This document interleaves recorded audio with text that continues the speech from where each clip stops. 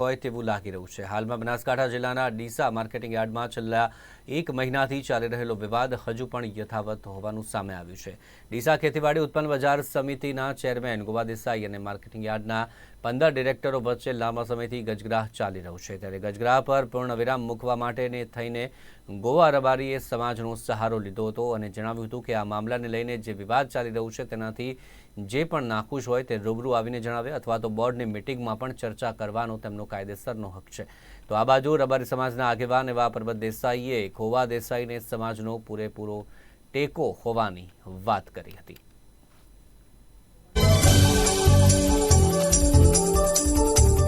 અને આગામી ચૂંટણી જે તાલુકા પંચાયત, જિલ્લા પંચાયત, વાવની પેટા ચૂંટણી બધામાં બધા એક થઈને સાથે રહીને આપણે ભારતીય જનતા પાર્ટીને વિજય કરવાની છે ને આપણે ભારતીય જનતા પાર્ટીમાં બધા જોડાયેલા છીએ।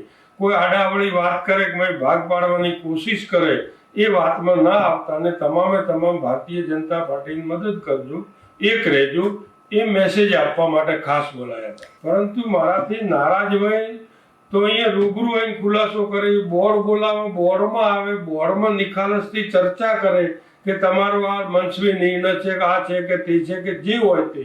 હવે એમને બારોબાર મીડિયામાં ગમે એમ વાતો કરવી, ગમે એમ મીડિયામાં હાલવું એ મને લાગે કેટલાક અંશે સારું નથી।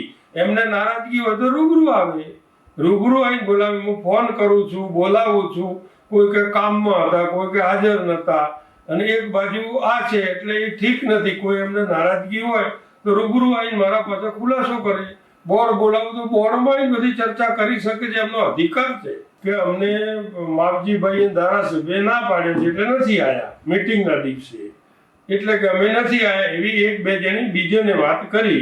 તો મેં કહ્યું ભાઈ એ પણ આવે, તમે પણ આવો, બેસીને સામે વાત કરો, બોર્ડમાં બેસીને વાત કરો, તમારો અધિકાર છે અને જે કંઈ હોય એ ખુલાસો થાય સામે બેસીને।